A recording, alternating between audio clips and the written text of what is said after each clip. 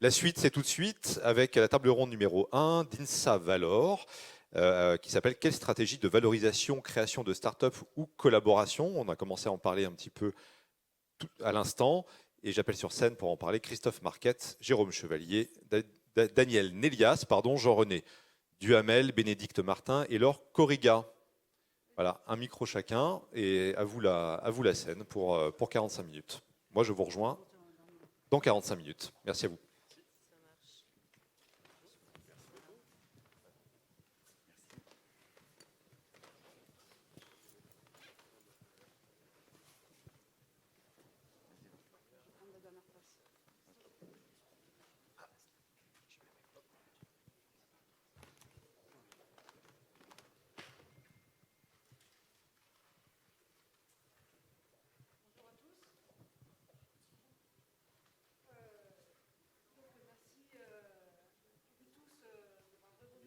Cette table ronde qui va porter sur la thématique quelle stratégie de valorisation, création de start-up ou collaboration. Souvent, on oppose dans la carrière d'un chercheur de créer une start-up, ça empêche de pouvoir faire sa carrière, ça va être un frein à une carrière. L'objet de cette table ronde, c'est de vous montrer que non, c'est pas antinomique, ça ne va pas contrecarrer, c'est pas en opposition, au contraire, ça peut être complémentaire, voire même ultra bénéfique. Donc, à travers les témoignages des différentes expériences, on va essayer de vous montrer qu'on peut créer une start-up en étant chercheur et en ayant une carrière exemplaire, ou une belle carrière, ou une carrière tout court. Voilà. Donc, je vais commencer par donner la parole à Christophe Marquette. Oui, il faut bien qu'il y en ait un qui commence. Hein. Donc Christophe, vous êtes coordinateur de la plateforme 3D Fab, qui est une plateforme techno de recherche de prestations en impression 3D pour les entreprises et les laboratoires académiques.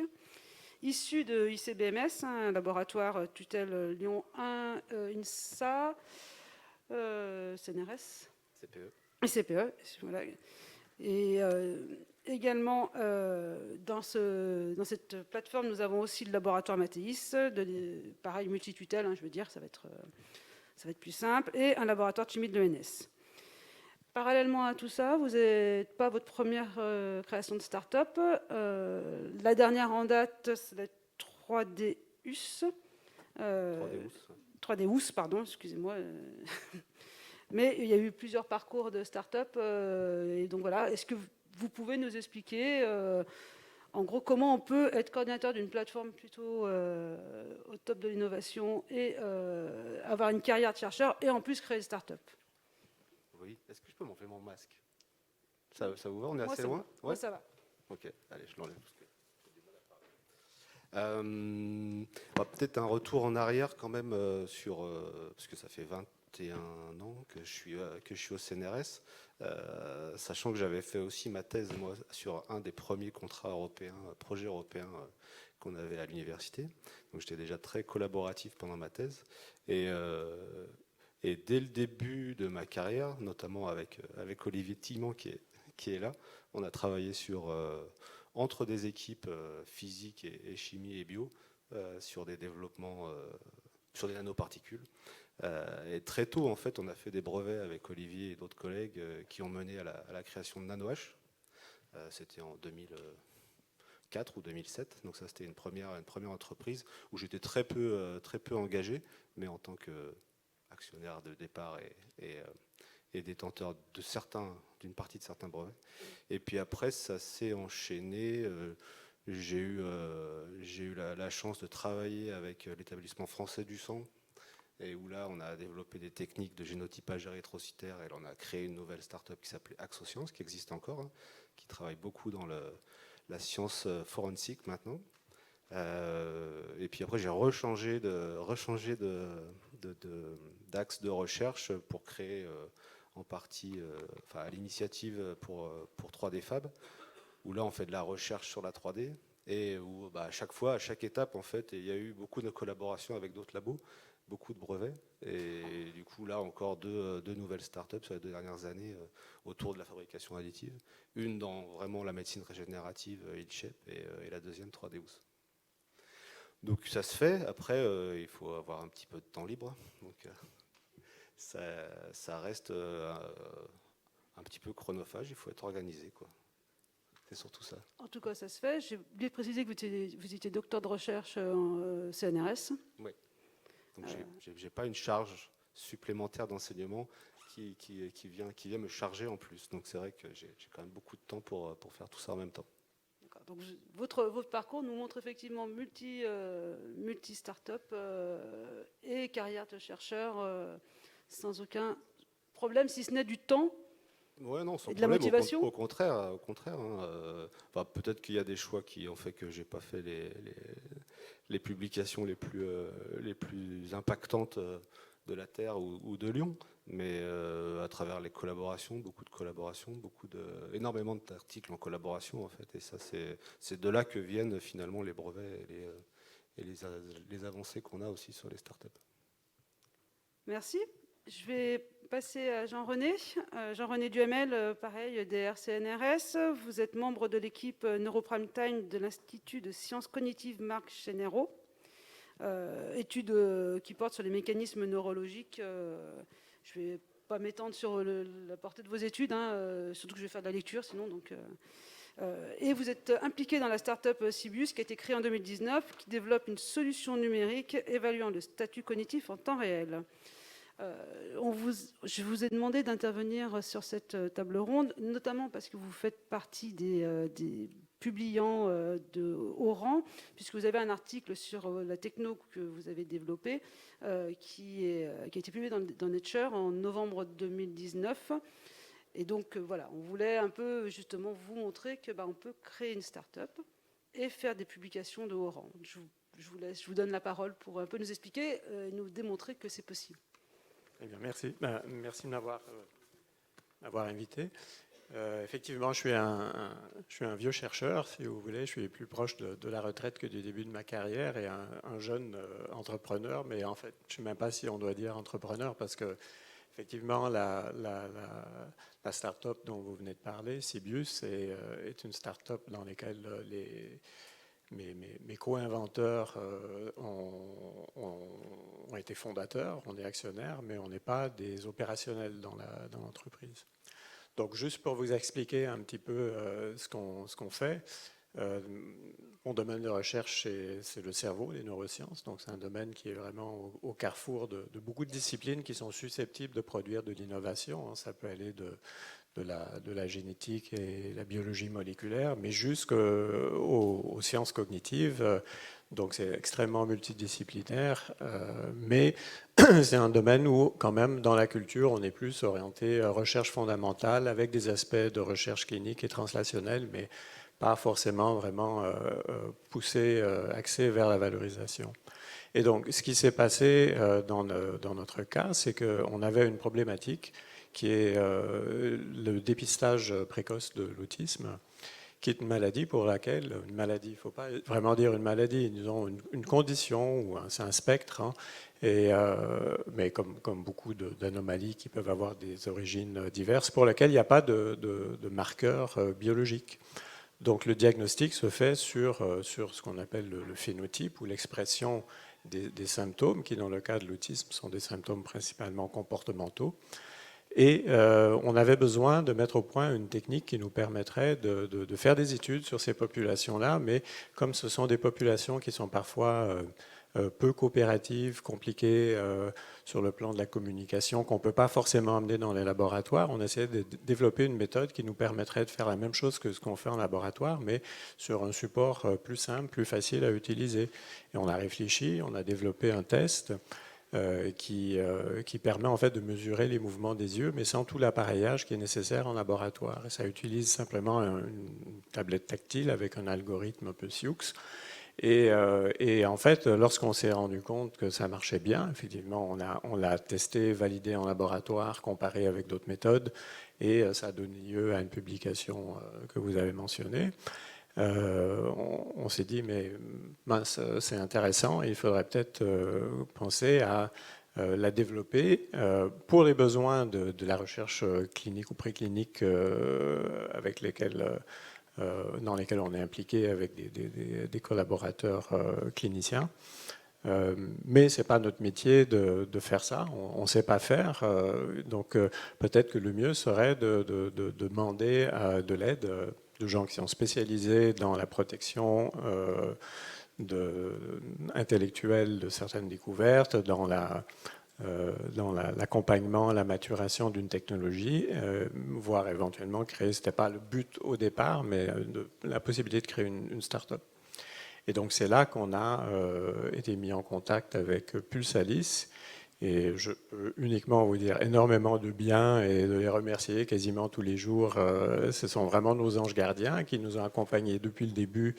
Je ne vois pas où est Sophie. Ah, voilà, Sophie.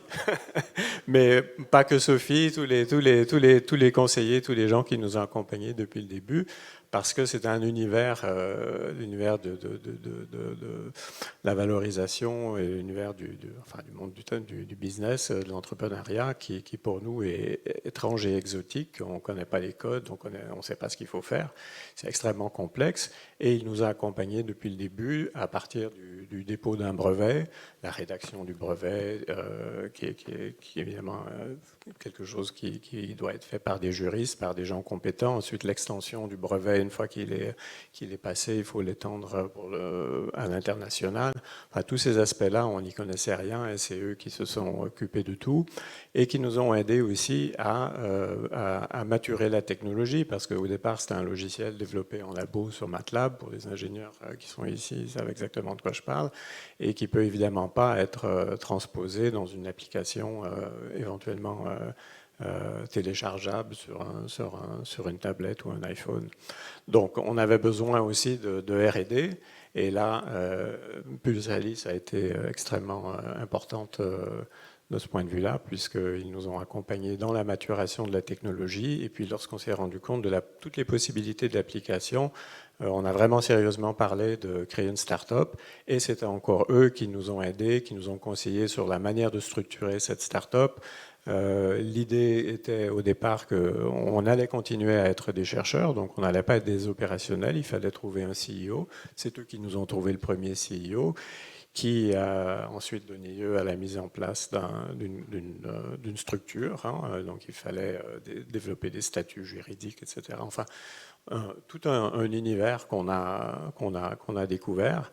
Et à partir de là, c'est vrai que le vrai travail a commencé, dans lequel que nous, on n'aurait jamais pu réaliser, puisque c'est un travail d'entrepreneuriat. Ça veut dire aller chercher des investisseurs, s'occuper d'aspects réglementaires, créer une certification de dispositif médical pour pouvoir faire des études cliniques plus poussées.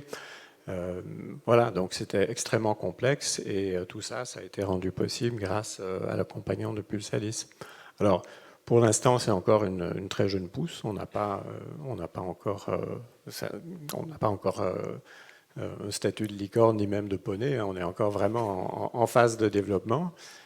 Mais ça suit son cours, et en fait l'interaction avec Cibus, elle est très productive, parce que nous on continue à s'impliquer, mais depuis le laboratoire, pour aider à traiter des données, organiser des essais cliniques. On utilise les réseaux qu'on a, parce qu'on a des collaborations de longue date avec des cliniciens, donc pour faire des études à large échelle, notre contribution elle est importante. Ça prend un petit peu de notre temps de chercheurs, mais on est libéré de tout ce qui a trait au développement de l'entreprise, à la partie au jour le jour d'une entreprise, dans laquelle si on devait s'en occuper, on ne pourrait plus effectivement faire notre recherche. Je vous remercie. Je vous remercie également d'avoir souligné l'importance de la SAT Pulsalis sur notre écosystème, qui est là pour justement mettre en valeur tous les produits de la recherche issus du site. Jérôme, je te passe la parole. Donc, Jérôme, professeur au laboratoire Matthias et directeur de l'Institut Carnot Ingénierie à Lyon, qui va nous faire part de sa double expérience, et dans le cadre d'un contrat européen, et également en tant que directeur de l'Institut Carnot. Merci Laure. Donc, je vais peut-être juste me présenter très rapidement. Donc, je suis enseignant-chercheur à l'INSA de Lyon. Je suis professeur des universités. et je travaille dans le domaine de la science des matériaux et principalement les matériaux qui sont utilisés pour des applications biomédicales. Donc voilà, des implants, des prothèses. Et par exemple, on travaille assez régulièrement avec les équipes de Christophe. Alors, pour mettre à l'aise, moi j'étais un ancien doctorant en CIFRE, en relation avec une entreprise qui s'appelle Saint-Gobain, que beaucoup connaissent. Et en fait, dès le départ, dès ma thèse, en fait, j'ai été amené à faire de la science appliquée. Et on a tout à l'heure recité pourquoi on s'appelle INSA et qu'est-ce que ça représente. Et donc, ça m'a permis, quelque part, déjà pendant ma thèse, de faire des publications, mais aussi de participer à l'élaboration d'un brevet. Donc, ce qui permettait effectivement d'aller vers l'application. Et dès le départ, moi, j'ai trouvé qu'il n'y avait absolument pas d'incompatibilité à se poser des questions scientifiques très intéressantes et aller vers l'application. Et souvent, en fait, on voit dans nos différents projets que c'est même les questions technologiques qui nous apportent, portées par les industriels, qui nous apportent des questionnements scientifiques qui sont souvent très intéressants et très complexes. Hein. La complexité, elle vient de là. Donc, voilà, je dirais, dès mon début de carrière, en 2007, j'ai aussi participé à la création d'une entreprise donc, qui s'appelle Noracare, dans le domaine des dispositifs médicaux et du comblement osseux. Donc, moi, j'ai vu qu'effectivement, il n'y avait pas d'incompatibilité entre faire de la recherche, on essaie de la refaire avec un bon niveau. Alors, Christophe est très modeste, mais il fait des très bonnes publications. Et il y en a d'autres dans la salle, je ne vais pas tous les regarder et tous les citer, mais en fait, on s'aperçoit même, et on le voit au niveau de l'Institut Carnot Ingénierie à Lyon, hein, les laboratoires et les chercheurs qui ont une activité dynamique en termes d'innovation, de recherche partenariale, sont aussi très souvent des gens qui ont une excellente activité de publication. Donc voilà, je dirais que l'un n'empêche pas l'autre, et on le voit clairement en fait. Hein, on voit clairement à ce niveau-là. Voilà, donc ça n'empêche pas effectivement de faire de la recherche de bon niveau et de réfléchir aussi et d'aider à l'innovation industrielle, à la création de connaissances et par exemple à poser des brevets en relation avec les industriels. Donc on a un écosystème qui est très intéressant. Hein. Effectivement, on doit citer l'action des filiales de valorisation, l'action de Pulsalis par exemple, des établissements.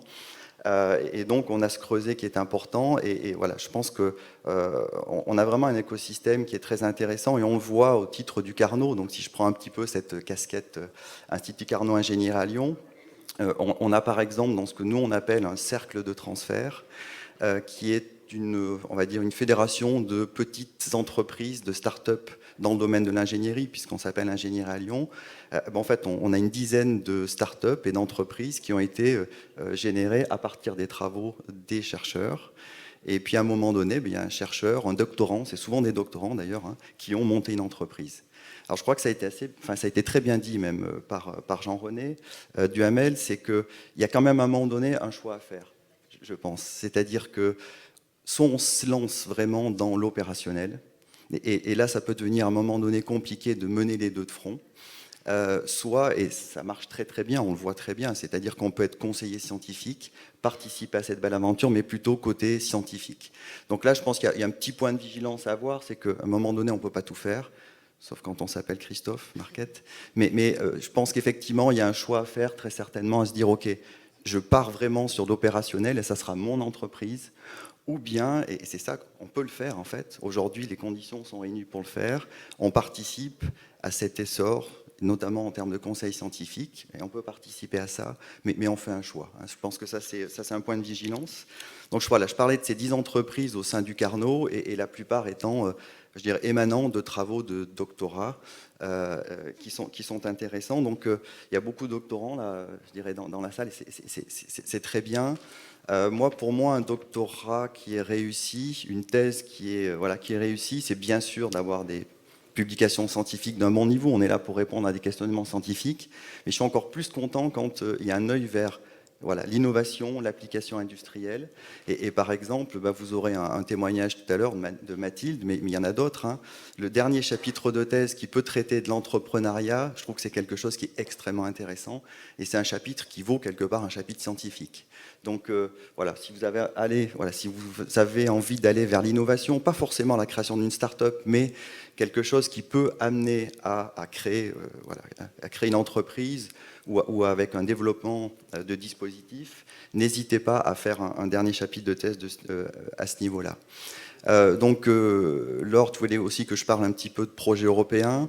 Là, c'est pareil, en fait, quand on regarde un petit peu la possibilité de valorisation, il y a effectivement la start-up, il y a aussi les collaborations. Et on le voit là aussi, je pense que Daniel en parlera aussi très bien. On voit cette possibilité que l'on a d'aller valoriser les travaux de recherche d'un laboratoire, d'une équipe de recherche, avec des industriels au travers de laboratoires communs, au travers des projets européens. Et en fait, souvent, voilà, je vais citer cet exemple. Tout à l'heure, j'ai parlé de Noraker. On a amené à créer cette entreprise, et puis on a fait des projets européens avec cette entreprise. Donc voilà, c'est aussi cette chaîne qui est intéressante, c'est on peut créer des entreprises, aider à les créer, et puis faire des projets européens qui nous amènent du financement, qui nous amènent des sujets de recherche qui sont intéressants. Et de nouveau, voilà, l'un peut aller vraiment avec l'autre. Et je terminerai juste mon intervention pour reprendre ce que disait Jean-Louis Guyader. Il y a de nouveau un point de vigilance. Je pense qu'il faut tous qu'on soit vigilants pour valoriser les travaux d'innovation. On parlait tout à l'heure du Conseil national des universités. Voilà, c'est important de bien penser à prendre aussi en compte les brevets, les dispositifs qui ont été mis en... Voilà, tout ce qui a permis l'innovation dans un écosystème, au-delà des simples publications. Et donc, je pense que c'est important de valoriser ces travaux appliqués. On espère que le message est bien entendu. Daniel, directeur du LAMCOS, UMR, NISA, CNRS. LAMCOS, gros labo, titulaire de 4 chaires industrielles, un consortium industriel, membre de l'Institut Carnot Ingénierie à Lyon, membre de 3 laboratoires d'excellence, membre de 3 laboratoires communs. Je vais m'arrêter là. Nombreux projets nationaux, nombreux projets européens. Donc, une très grosse activité en termes de collaboration, avec une particularité d'essaimage d'ingénieurs et de docteurs du labo vers des petites structures qui vous apportent un soutien et une complémentarité au niveau du laboratoire. Je te laisse la parole. Oui, donc merci Laure. Alors, effectivement, notre expérience est un petit peu différente des collègues qui montent des startups, des spin-offs, qui déposent beaucoup de brevets ou des brevets qui rapportent. Donc, dans notre domaine, donc nous, c'est plutôt le génie mécanique, la mécanique des matériaux, la mécanique numérique. C'est des domaines qui sont, on va dire, moins high-tech. Par contre, on fait beaucoup d'innovations qui sont directement en lien avec les demandes des industriels, des compagnies, de la société. Donc, peut-être pour résumer un petit peu, pour dresser un portrait du laboratoire, on a environ une centaine de doctorants en flux permanent, c'est-à-dire une trentaine de diplômés tous les ans. La moitié sont payés directement par l'entreprise. Une grosse proportion, c'est ce qu'on appelle les contrats CIFRE, donc de formation industrielle par la recherche. C'est des personnes qui sont ingénieurs dans une entreprise et qui doivent passer une thèse dans les 3 ans. Et après 3 ans, en général, ils restent dans l'entreprise ou ils changent d'entreprise. Donc ça, ce sont nos étudiants. Ceux qui ne sont pas payés directement par l'entreprise, la grosse majorité rejoignent l'entreprise, c'est-à-dire que peut-être que 85% de nos étudiants, à la fin de leur thèse, intègrent le monde de l'entreprise. Donc il y a directement une plus-value pour la société de ce point de vue-là. Ils sont aussi tous quasiment déjà ingénieurs quand on les recrute en tant que doctorants, puisque à l'INSA, on a un vivier d'élèves ingénieurs brillants. Et donc, on essaie de garder ceux qui ont envie de devenir des fins scientifiques ou spécialistes. Voilà. Alors après, bon, les startups, effectivement, on n'est pas très bon. Je pense qu'on a créé 3 récemment, en moins de 5 ans, qui embauchent une dizaine de personnes d'ailleurs, mais souvent niveau docteur. Par contre, on a des gros contrats cadres avec, dans le cadre de Share, comme tu l'as indiqué, avec 4 grosses entreprises françaises ou européennes, des labos communs. Et donc, je pense que les retombées sont immédiates en fait pour les gens avec qui on travaille. Et voilà, c'est une autre façon on va dire, de motiver les plus jeunes à travailler pour le bien de la société, pour avoir des véhicules moins polluants, consommer moins de CO2, etc. Et peut-être le dernier point que je voulais aussi préciser, c'est même dans les domaines qui paraissent plus conventionnels, on arrive à faire des choses très innovantes. Par exemple, cette année, on a mis en place une nouvelle équipe qui regroupe à la fois des biologistes et des mécaniciens et qui travaille uniquement sur l'ingénierie pour la santé. Donc on s'intéresse à, justement, on peut voir les cellules comme des membranes flexibles, souples, déformables, poreuses. Et on a lancé une activité dans ce domaine-là qui devient significative. Il me semble dans le cadre de cette activité que vous êtes en partenariat avec une ancienne doctorante qui a monté sa structure, avec qui vous travaillez. Tout à fait, oui, Système, oui. Merci Daniel.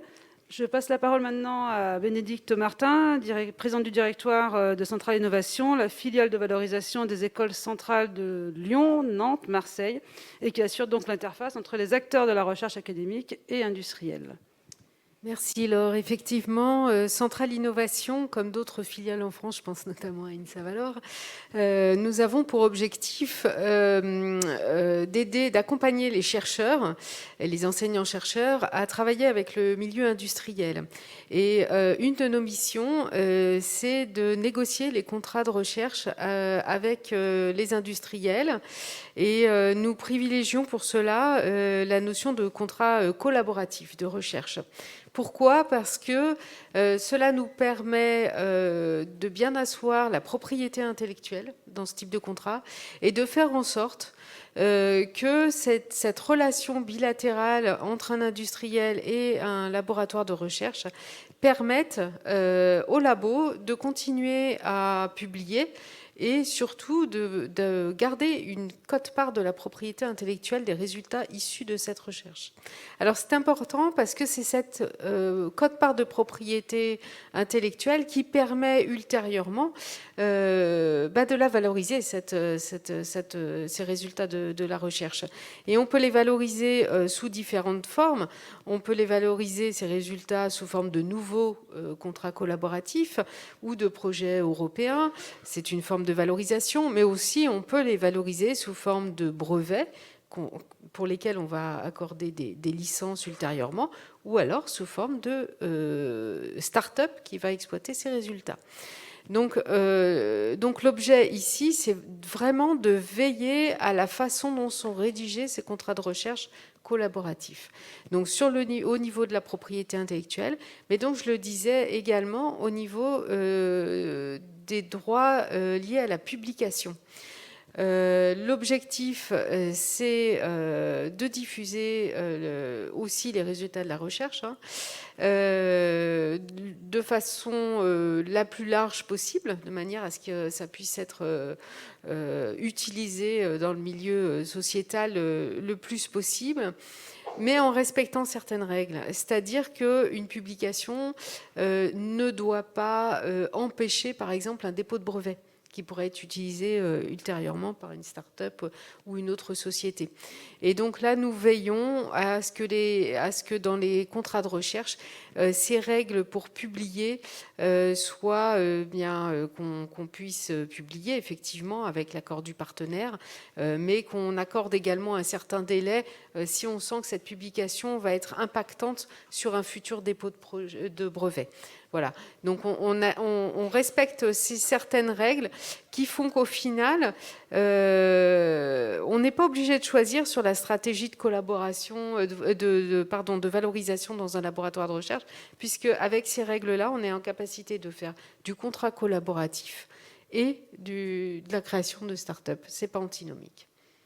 Une petite parenthèse aussi, peut-être pour signaler que les filiales de valorisation sont aussi très moteurs dans la création de start-up, puisque regroupées sur des fonds d'investissement pour le soutien de start-up issues de nos laboratoires de recherche. C'est tout à fait exact. 8 filiales de valorisation ont créé en 2012 un fonds qui s'appelle Pertinence Invest, qui a permis d'investir dans des start-up valorisant des résultats issus des recherches des laboratoires publics. Et puis, forte de cette expérience, ce consortium qui a créé ce Pertinence Invest est passé à l'étape supérieure et a investi dans un nouveau fonds qui a été Ça date de 2020, donc de l'année dernière, qui a été lancé en mars 2020, qui s'appelle Pertinence Invest 2. Cette fois-ci, c'est un fonds doté de plus de 50 millions d'euros et qui permet d'aller encore plus loin dans l'accompagnement des startups. Voilà. Merci Bénédicte. Alors maintenant vient le temps des questions. Donc est-ce qu'il y aurait des questions dans la salle? Eh ben j'arrête. Vous y allez? J'y vais.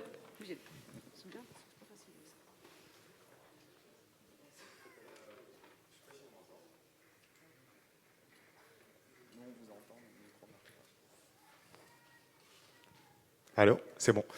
Donc bonjour, d'abord merci à tous pour vos retours d'expérience. Donc je me présente rapidement, je m'appelle Anouar, j'ai un doctorat en recherche publique, en recherche clinique, pardon, et je suis actuellement en 6e année de médecine.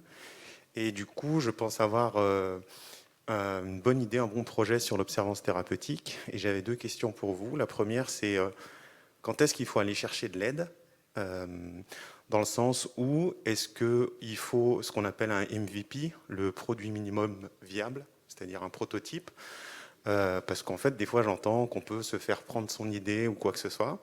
Donc, est-ce qu'il faut avancer au minimum quelque chose pour aller chercher de l'aide ou pas du tout? Et la deuxième chose, parce que je voudrais avancer donc l'idée et peut-être construire une start-up, donc quand je vais commencer mon internat de médecine l'année prochaine, et comment vous faites pour pallier en fait votre travail, entre guillemets, soit de chercheur, soit de médecin, etc., et l'idée de start-up. Alors, lequel veut répondre à la question? Christophe, serial start-upper. Il y avait plusieurs questions dans la même question. Peut-être un premier... parce que j'ai entendu, je crois avoir une bonne idée. C'est ça que tu as dit, hein? Oui, c'est je ça. pense que moi, c'est une idée...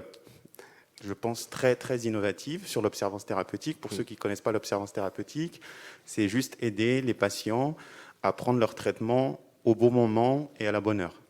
Et en fait, l'observance thérapeutique, en 2 termes, c'est plus de 10 milliards de déficit donc, d'euros annuels donc, en France.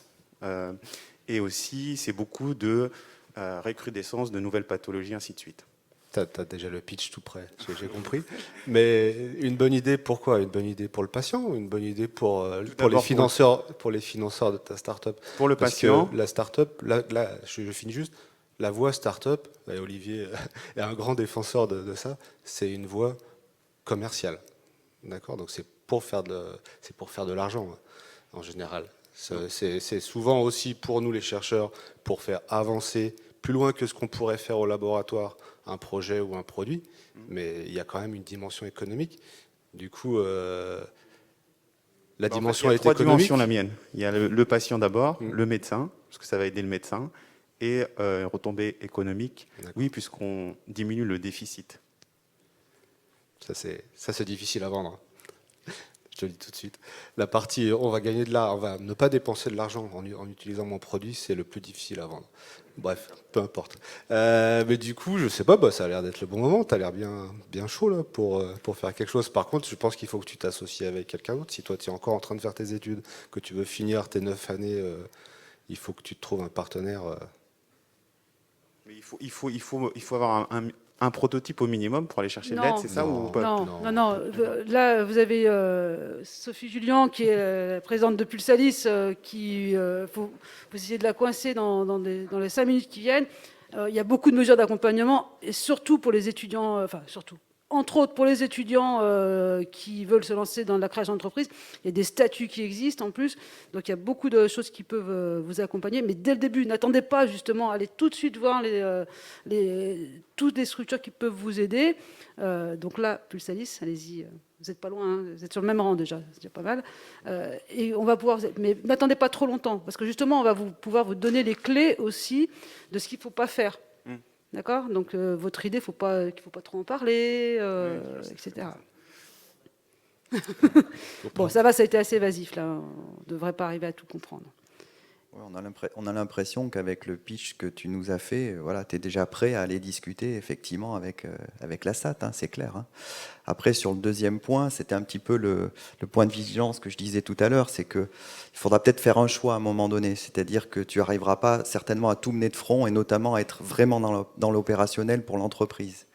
Donc c'est là où on parle effectivement de travailler avec d'autres, mais il faudra travailler dans la confiance et il faudra peut-être à un moment donné faire un choix, c'est-à-dire qu'est-ce que je continue à développer des choses scientifiques, j'ai mon activité médicale, ou est-ce que je me lance, entre guillemets, corps et âme dans la création de cette start-up en étant le CEO. Donc là, il y aura peut-être une discussion à avoir, des choix à faire, mais là c'est pareil, je pense que les gens seront là, en fait, Pulsalis notamment, sera là pour te dire les différentes opportunités, et c'est toi qui feras le choix, en fait. Mais il y aura des choix à faire, ça c'est sûr, parce que je pense que, enfin, ça serait illusoire de penser que tu arriveras à faire voilà, tes 9 années de médecine, en même temps avoir une activité peut-être de recherche clinique, et en plus être le CEO de cette entreprise, ça va être très prenant, et puis il y aura des questions de business, voilà, de levée de fonds, etc. Donc ça sera compliqué. Mais du coup, il faudra faire des choix, mais ces choix sont possibles et ils seront expliqués. D'accord. Merci. Est-ce qu'il y a d'autres questions dans la salle? Bonjour à tous, merci pour vos interventions. Je m'appelle Arnaud Grignard, je suis chercheur au LIRIS dans le cadre d'une bourse Marie Curie. J'aimerais avoir votre opinion sur, en tant que, la plupart de vous, vous êtes chercheur, directeur de recherche et vous avez des postes de chercheur. Quelle est la vision de la recherche en France, d'avoir un petit peu cette double casquette, d'être à la fois chercheur, donc dans une institution publique sur des projets de recherche en général, et d'avoir aussi une casquette de CEO ou de monter sa start-up. J'ai l'impression que dans certains domaines, ça peut être un petit peu difficile à justifier. Donc voilà, j'aimerais avoir votre opinion là-dessus et savoir quelles sont les directives de la recherche en général, que ce soit à l'INSA, à Lyon 1 ou à Centrale. Est-ce qu'il y a est-ce qu'on va favoriser ce genre de profil ou est-ce que ça peut être pas forcément évident à justifier dans le cadre de recherche publique? Alors, lequel veut se lancer? Jean-René, est-ce que l'institution vous a aidé, poussé, bloqué? Je crois que de manière générale, les institutions aujourd'hui souhaitent ardemment que les chercheurs s'impliquent et essaient de trouver une façon de valoriser les trouvailles qu'ils font en laboratoire. Pardon. Par contre, je me demande si la question que vous posez, c'est est-ce que c'est bon pour un jeune chercheur qui voudrait entrer au CNRS ou dans un organisme de recherche d'avoir déjà cette double casquette? Mon expérience ne peut pas parler pour ça puisque j'ai commencé très très tard. Mais c'est peut-être là où il faut faire attention, ce qui avait été soulevé sur le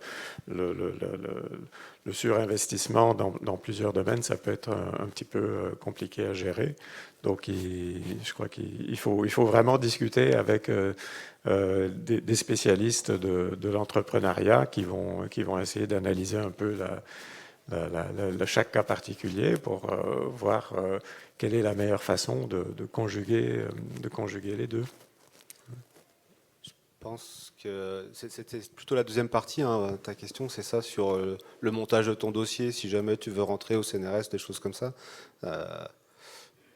Oui, est-ce qu'il faut dire qu'on a envie de faire de l'entrepreneuriat? C'est un petit peu la question que je me pose, non, selon les jurys, on va dire. Je ne pense pas qu'il fallait dire ça. On est d'accord, oui. Je ne pense pas.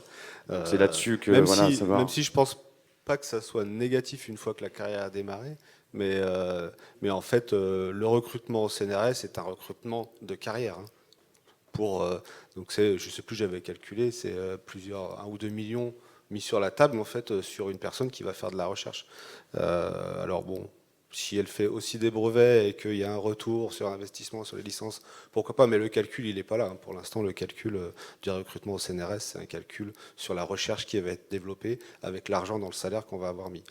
C'est ça, il faut être clair là-dessus.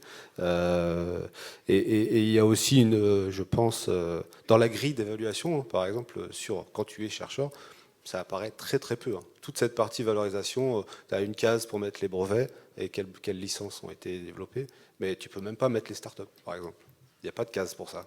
tu le mets dans ton rapport, mais dans les cases préformatées, il n'y en a pas. Donc, je ne suis pas sûr que ça soit quelque chose à mettre beaucoup en avant, en tout cas comme plan de carrière, ça ne me paraît pas compatible avec ce qui est demandé au CNRS quand ça recrute. Après, sur l'université, je sais pas, il y a M. Cassagno qui est là, qui essaye de porter la valorisation et de la recherche sur l'université, donc peut-être que lui va faire bouger les choses sur les recrutements à l'université et les besoins et les envies des enseignants-chercheurs, mais je ne sais pas, il faudrait discuter avec lui, savoir s'il y a une stratégie dans le futur pour ça, pour les jeunes enseignants-chercheurs qui voudraient, dès le départ, partir dans la valo et qu'on ça comme plan de carrière. Bon, au CNRS, je ne crois pas. Donc moi, je souscris totalement à ce que disait Christophe sur la partie recrutement, en fait. Finalement, je pense qu'on a un projet de recherche, notamment quand on va être CNRS. Alors moi, je rajoute un terme, c'est que je suis enseignant-chercheur, donc je fais aussi l'enseignement. Quand même, je trouve que les mentalités ont beaucoup évolué dans notre domaine, et c'est vraiment très positif et très notable. Moi, je me rappelle, Olivier, quand on avait à un moment donné parlé de créer une start-up où il y avait notre laboratoire qui était impliqué, ça avait un petit peu brassé quand même à l'époque, mais il y a plus de 20 ans. Donc en 20 ans, les choses ont beaucoup évolué, et on voit bien qu'aujourd'hui, heureusement en fait, la valorisation, c'est plus un tabou, et c'est quand même plutôt vu positivement par nos établissements. Voilà, à l'INSA, à l'École centrale, à l'Université Claude Bernard Lyon 1 et au CNRS aussi. Le CNRS a créé récemment, il n'y a pas très longtemps, la médaille de l'innovation. Et cette médaille de l'innovation, par exemple, moi je l'ai eue en 2015 parce que justement, en fait, c'était vraiment de mettre en avant, d'illustrer les personnes qui font des publications, mais aussi qui vont jusqu'à la valorisation. Et je vois cette année, j'ai regardé les lauréats, c'est tous des chercheurs qui ont fait des startups. Sauf, je crois qu'à une exception près. Donc c'est 3-4 personnes par an. Donc on voit bien quand même qu'il y a un changement des mentalités. Mais il faut qu'on soit tous vigilants. Je l'ai déjà dit tout à l'heure, en fait, un peu en fin de ma présentation, c'est que voilà, on doit. Enfin, moi, je fais partie des promoteurs. Voilà, Philippe aussi, par exemple, Cassagno, c'est dire. Dans la carrière d'un enseignant-chercheur, on doit parler de la valorisation. Donc la petite case que l'on met sur un dossier, c'est certainement pas suffisant. Ça devrait être vraiment un item particulier. On a parlé tout à l'heure du Conseil national des universités. Vous en ferez peut-être partie, si un jour vous êtes enseignant-chercheur. Là aussi, on essaye d'insister, et ça se fait dans certains CNU, ça se fait dans le mien maintenant. On insiste sur le fait que la valorisation doit être un item sur lequel on regarde. Et puis, ça devrait se faire aussi au niveau des recrutements, une appétence à au moins aller vers la valorisation. C'est sûr que de dire tout de suite au CNRS lors d'une audition, voilà, moi je veux monter mon entreprise. Non, je pense qu'en fait, ce qu'on vous demande, c'est d'être un excellent chercheur, voilà, d'avoir déjà être arrivé à certaines choses et vous projeter dans votre activité de recherche, et le reste se fera naturellement. Merci. Donc c'était... Pardon. Allez-y. Ah non, allez-y. Ah, merci.